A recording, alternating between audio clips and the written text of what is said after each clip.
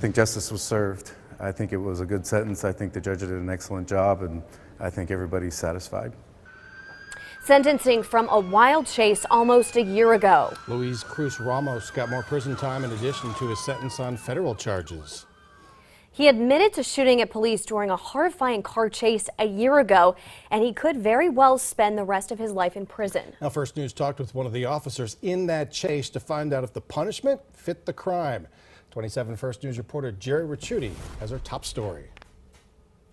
As officers involved in last year's wild chase sat in the courtroom, Assistant Prosecutor Mike Iacovone admits he's hard-pressed to come up with a specific sentence to recommend for Luis Cruz Ramos.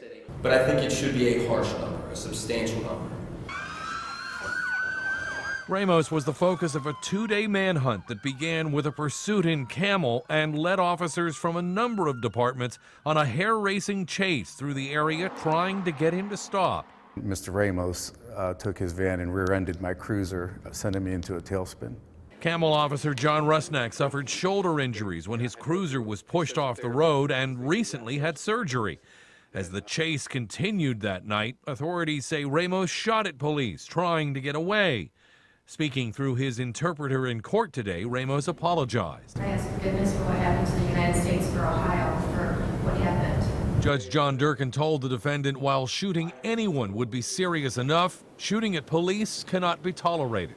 It's taken to an entirely different level when someone like you shoots at multiple officers.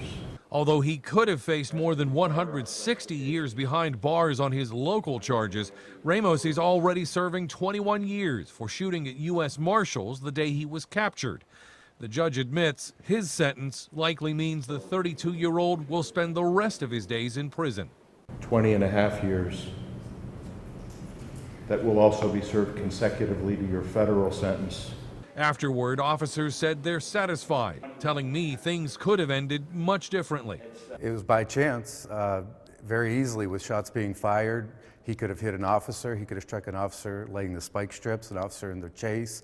If and when Ramos does get out of prison, lawyers say he still faces a probation violation from a rape conviction in Puerto Rico. Jerry Ricciuti, WKBN 27 First News.